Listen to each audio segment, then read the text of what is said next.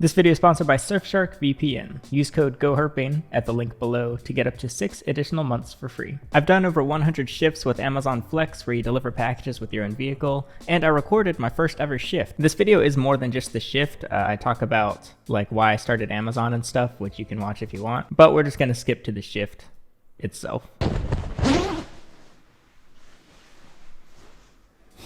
I look so sad. It's not because of Amazon though, it was unrelated. I understand why people were like wondering why I look so... I thought I was covering it up well. I was not covering it up. In this video, I'm going to show you how to go from making 6 figures to driving for Amazon. I'm still not back to 6 figures, but we'll get there. I think 2024 is the year of 6 figures once again.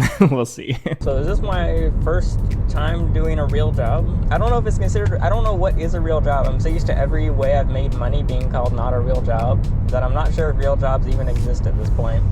And it stands true. So many comments say that this is not a real job, so my point has been proven. Real jobs don't exist. With the destination on your right. Update, it's been an hour since I checked in, and I'm still waiting for the packages.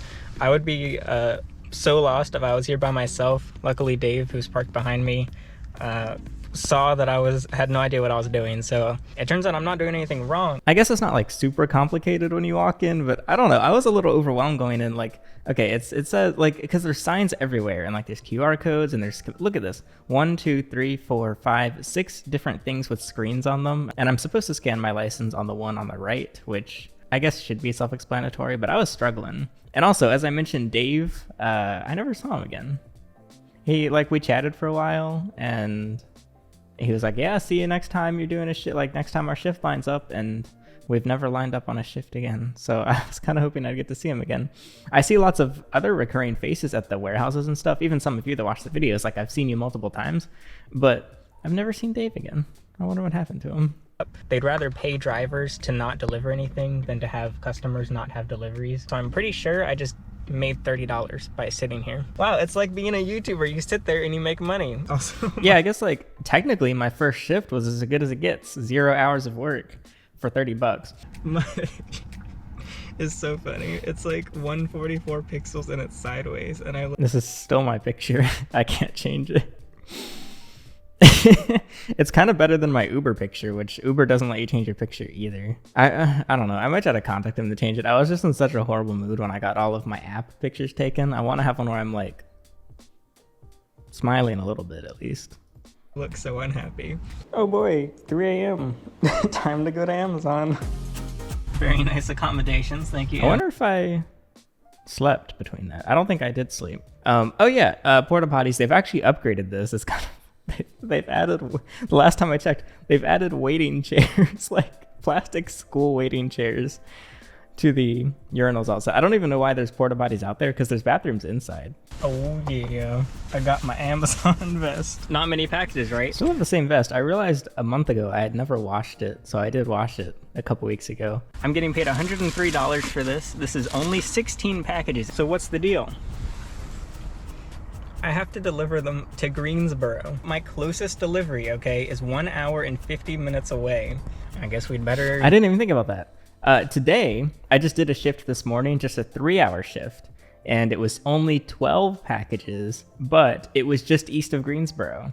So it was almost identical to this shift that I did here, actually, like very similar route and stuff, but it was there's a bunch of sirens.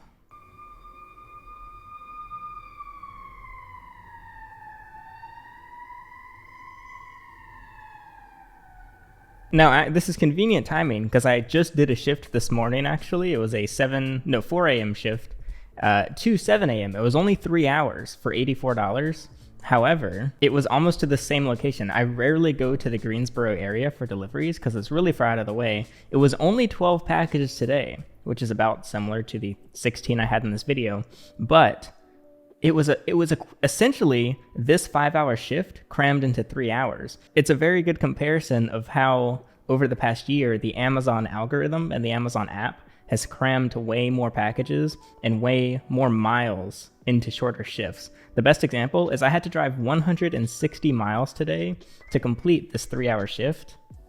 for $84, and 84 is an increased rate. So if I had taken it at the base rate of 18 an hour, that would have been even worse, which means that I was making about 50 cents per mile, which is just not what you want to do when it comes to gigs. But yeah, Amazon is definitely, it's a clear sign that Amazon has made things tougher. Now, before we get to the deliveries, I've got an important shout out for today's sponsor, Surfshark VPN. Now, most of you know what a VPN is at this point. They give you more control over your privacy by masking your IP, changing your perceived location, and encrypting your personal data. But Surfshark offers a package called Surfshark One, which keeps not just all your devices secure, but your information itself. It gives you a private search engine, along with not only an ad blocker, but also a cookie pop-up blocker, which is kind of epic, antivirus and malware protection, as well as webcam protection. And they take it a step farther by protecting your identity itself. They remove your data from databases, like white pages, for example, and they send alerts when your info is found in a data breach. Now, I personally really care about this, seeing that I am a YouTuber and I kind of post my whole life online,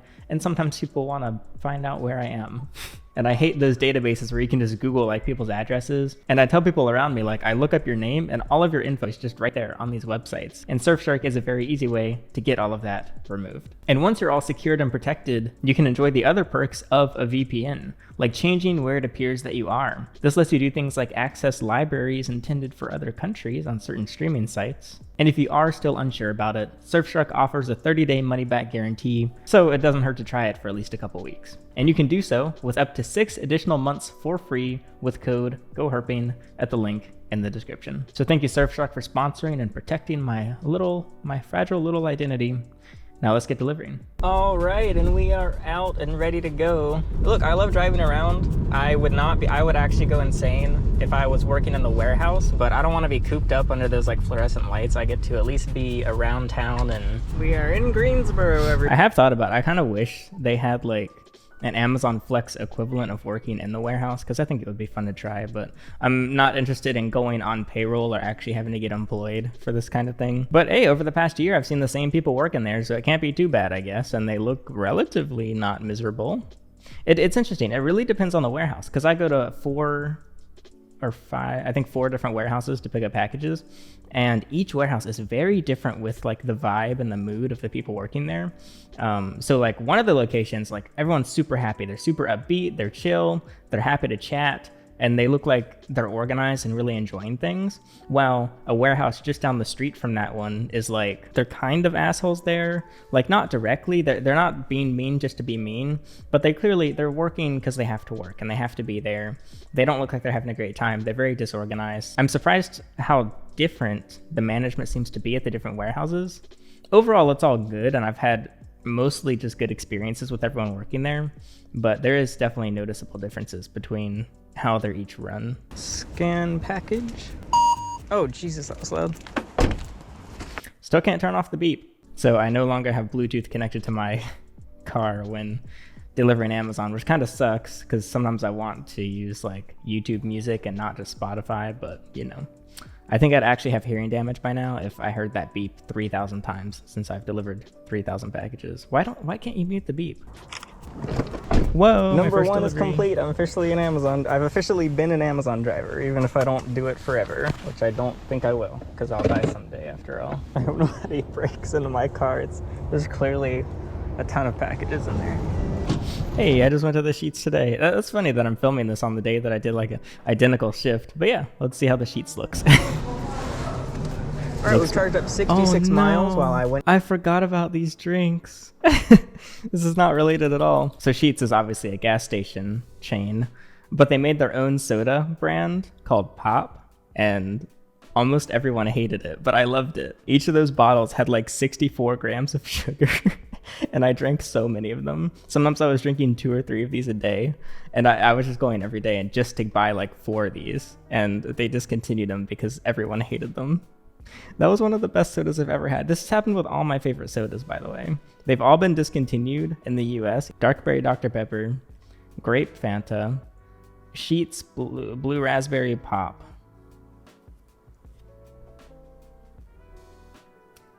That's about it. 6 miles while I went pee and got a drink, not bad. So while I finish charging up, I'm going to organize my shipments and get the packages in order. Yeah, so I organized them in the worst way imaginable. The app is kind of weird about scanning packages if you're not delivering, which you 100% can scan a package and see, it'll actually tell you what stop that package is. It'll just say a little number. However, to access it, you have to, like, basically you go through the menu and then you have to drag down, and then it gives you the option to tap a barcode and then you can scan the packages, but no one told me that. So what I was doing was manually scrolling through the list of packages and trying to find either the same tracking number or the same name or address and then comparing it to the package. And I did this for like a couple months where even if I had 40 or 50 packages, I didn't know you could just scan them. I was just scrolling through trying to match them all up. So that's one of the reasons it took so long at first, and one of the things I wish I knew starting out. I hate that sound. It took me about 5 minutes to find their front door. It's a pretty big property and there's like multiple entrances, but we got it. No. Yeah, now when I can't find a front door, I just leave the package at the nearest corner of the house. My quality of delivery has gone down a ton. Like in this video, I'm like so careful about taking pictures and placing the package down, but I would keep the quality up if it was still as efficient to complete a shift, but because shifts take so long now, it's like, okay, you're paying less for me to do the same work, so I'm just going to do a lower quality job, basically. So I leave the packages kind of anywhere now, in the driveway and the sidewalk. By the nearest door, it doesn't have to be the front door, the back porch, whatever's the closest thing. No parking. Suck an egg. Street sign. Frick, I have to go inside. This isn't even an apartment. This is an office. I said suck an egg street sign. Basically, I made it look like I parked where I wasn't supposed to, but I was too scared to park where it said no parking. So I walked all the way to a drove all the way to a parking lot, parked, and then walked across the street to deliver, which is so silly, especially at 3 a.m. Now I genuinely do just park anywhere and everywhere. Because why not? You're there for 30 seconds. It doesn't matter. Unless you're like, okay, hypothetically, even if you were blocking a fire station or something,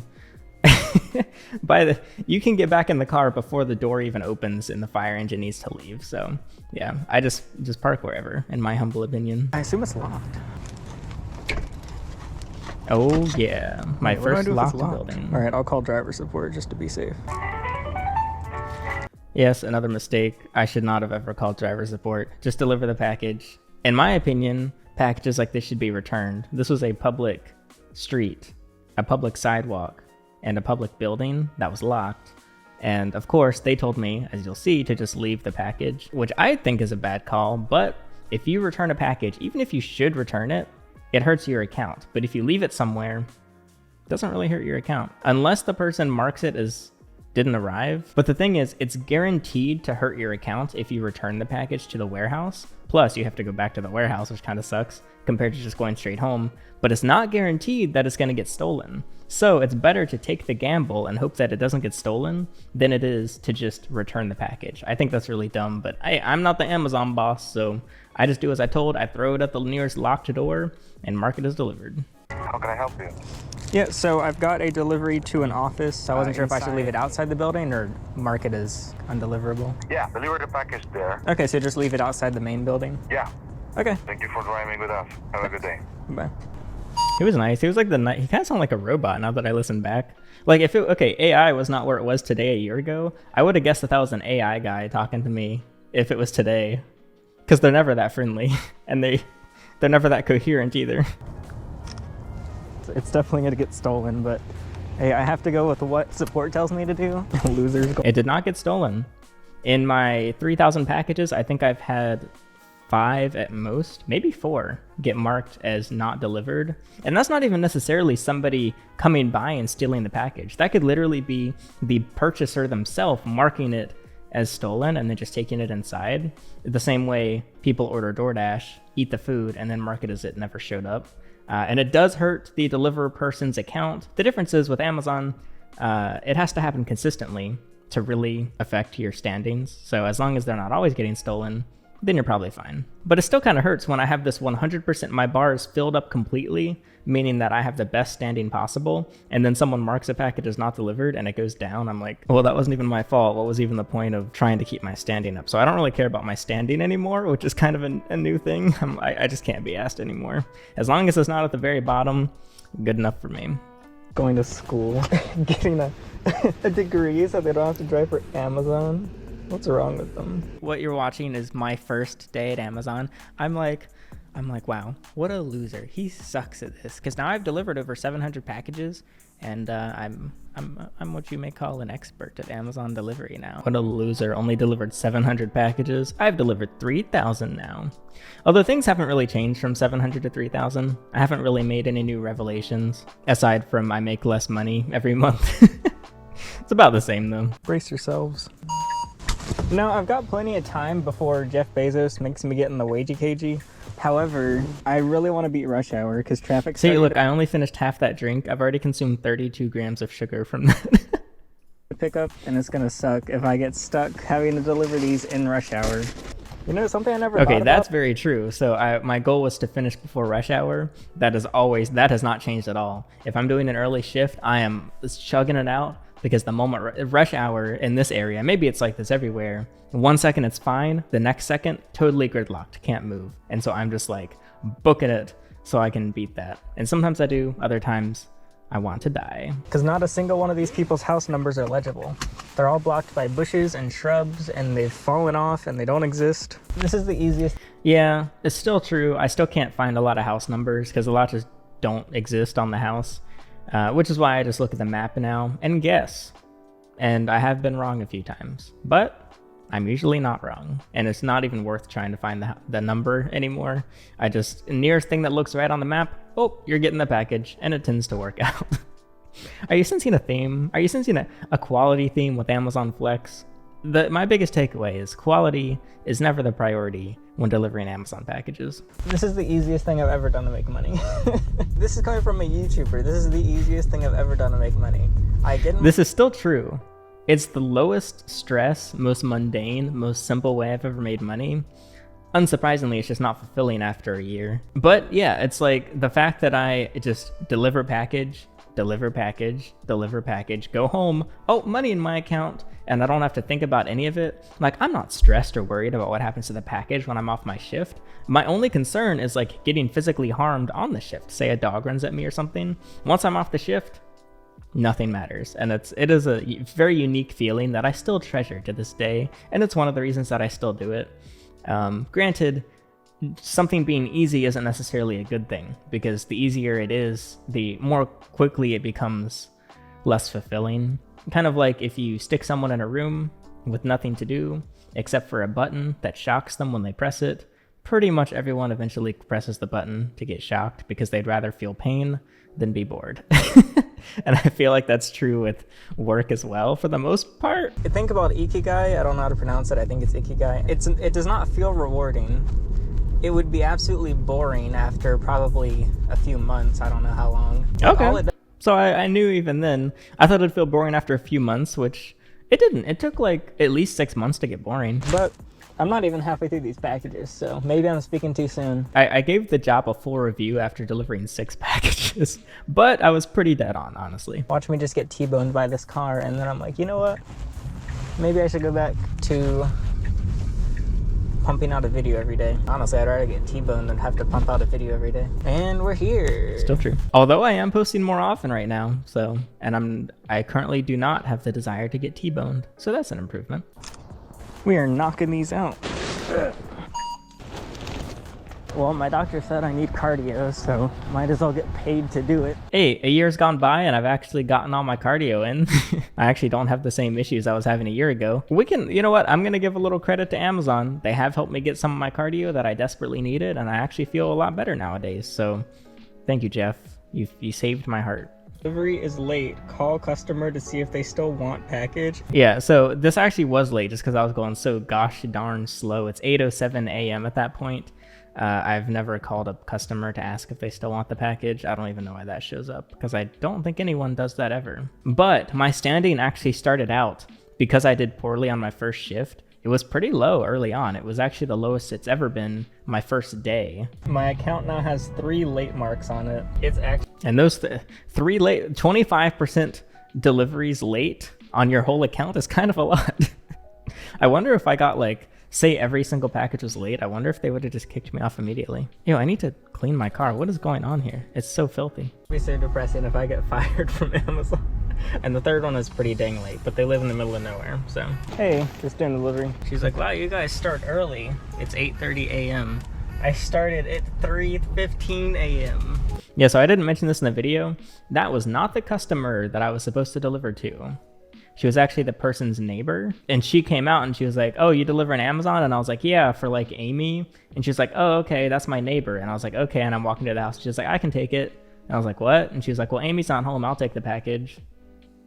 And I was like, okay. And then I gave her the package, which you're not supposed to do, but I didn't know what to say. All right, delivery recap. It was around the 2/3 mark where I was ready to call it quits. What? Wait, what?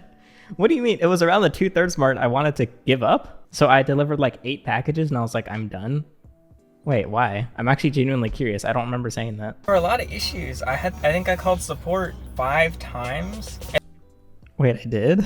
I don't remember this. I called support 5 times for 12 packages. Okay, so there was the store that was closed. Oh, and wait.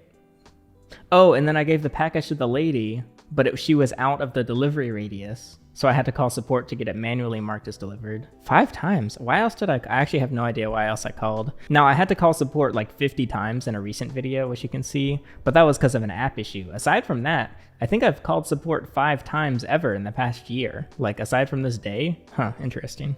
I was struggling. And then, of course, there was the last delivery I did on the gravel road, and then I'm starting to leave, but I call Amazon because it wouldn't let me actually complete the order. However, I was on the 1-lane gravel road, and there was a truck behind me. So I backed up, let the truck pass. The truck turned around and came through again, so I ended up just pulling into a different driveway. That's when he came up and just started staring at me, and was like, why are you here? And when I said I'm doing Amazon delivery, he's like, this is a fancy car. I was like, thanks. It was so awkward to the point that the lady on the phone with me, I forgot I was on support while this was happening, did the awkward laugh when somebody won't walk away, and she couldn't even see him, and she knew that it was awkward. Yeah, there's a lot of threatening people on shifts, but not aggressively threatening, like defensively threatening, because they're anxious as to why you're on their property at 4 a.m. or whatever. And it was like 6 or 7 a.m. here, so it wasn't even like, oh no, it was 8 a.m. because I was already late with packages. So yeah, lots of very okay, I shouldn't say lots. There have been over the year confrontational people who shout like, who are you? What are you doing here? But it's from a place of fear. With that said, I highly recommend you carry the most effective self-defense you legally can in your area. Especially on these rural routes like this, people get really sketched out, so yeah. He eventually went away. I was extremely inefficient on my first day. I did a lot of things wrong. Naturally, I was learning. But yeah, I stuck with it a little bit longer and I figured out the kinks, but I do. Okay, I guess I'm kind of reacting to a reaction because I edited this video a few months after I shot it, but let's see what I have to say. I do still want to recap my very first day. I wasn't really nervous going into it because it's just kind of hard to be stressed over it. Like really, what can go wrong? There's so little responsibility. You just have to do what the app says. Even if you can't do what the app says, like if you can't deliver somewhere, you just don't do it. It doesn't really matter. I'm so used to having all the responsibility on myself for whatever I'm doing, but there was just this level of not my problem. It's a great feeling. I still love that. And again, it's unfulfilling, but like I'm about to take on more responsibility with future projects, but it's been a fun break to just be like, uh-oh, not my problem. Goodbye. I'm just a cog in the machine. I'm just here to be the legs for this last mile of the package. Anything else that happens, I don't even have to think about it. I did what I could do. But I've never had that experience before with trying different e-commerce sites and having clients and doing different things. There's all this stress, but it's just, oh, I did my uh-oh, it looks like my shift ended. I'm gonna go home. Okay, I just like said the exact same thing. I guess I haven't changed that much in the past year. I just basically delivered that same message the exact same way. It's your problem now, and it's so weird. And yeah, obviously there's a lot of downsides. Like I said, but I have cut my hair. There's that. And I've put on chapstick. And I've shaved my unibrow, and I've put on some weight, actually. I've put on 17 or 18 pounds since recording this video. Oh yeah. No benefits, there's no climbing a corporate ladder, which I don't really know who wants to climb a corporate ladder, but it's just, you show up, you do a task, they give you money, you go home, that's it. And that's what I immediately realized on this first day is, oh wow, it's just, you're just a robot, basically. You're just like a cog in the machine. And that's kind of... I use the cog in the machine term a lot, I guess. Is this reaction even necessary? I've kind of already covered all the bases in the original video. I forgot. Nice sometimes. Sometimes it's just being able to look, I don't want to be a cog in a machine for my whole life, but having the opportunity, I actually appreciate it. Not to mention, I think the biggest thing that threw me off is I talk to nice people. I just kept imagining like if Amazon delivery was like YouTube and there's like people breathing down your neck. So this video was before I ever drove for Uber. I started that a few months after this video. And it made me like people so much more. Everyone's so nice with Uber driving. It's crazy. And same with like Amazon. Okay, of all the apps, what I was gonna say is Amazon, of all the apps, has the most disrespectful people. That's actually DoorDash. I don't enjoy talking to DoorDash customers. However, Amazon isn't the nicest ever. My standard of people being nice was so low that I thought that Amazon people were the nicest people I met in my entire life. And then I did Uber and they were even nicer. So yeah. Wow, so many nice people. What a nice revelation that was. It's a very oddly supportive work environment. Despite not knowing anybody's name, seeing new people every single day, we're all just on the same page. This is still true. I will say the quality's gone down a little bit. There's less camaraderie at Amazon than there used to be. People, as we've gotten more drivers coming in, my biggest annoyance is people leave their carts in the parking lot. And unsurprisingly, I care a lot if my car gets hit by a cart, and there's just carts everywhere. There's like just so many slobs delivering for Amazon now that can't even return their cart into the warehouse, which is quite annoying. Also, people do cut each other off more often now. They speed a lot more in the parking lots. They talk to you less. Honestly, it's gone down. I don't know what happened. There's just this swarm of new people at Amazon, not employees at the place, but fellow flex drivers, fellow wages. And I still have nice experiences with people, but I do kind of miss the crew that was there a year ago. The newbies have kind of ruined it, honestly, but it's not too bad. Even like I've had nice experiences with people where they're really angry. Like a dude was so pissed off with the packages.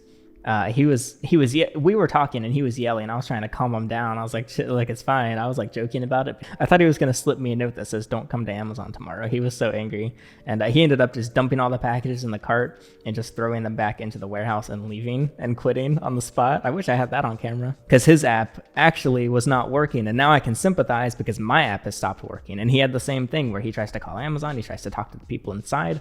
I've had this happen twice now with two different issues. You talk to the people inside, they say to call Amazon. You call Amazon, they say to talk to people inside. You get stuck in this loop. They're all completely useless. And so now I feel his pain. Granted, I didn't like freak out over it. I was just like, okay, this is kind of funny and this will make a good video. This is kind of sad. I've never had a supportive work environment before.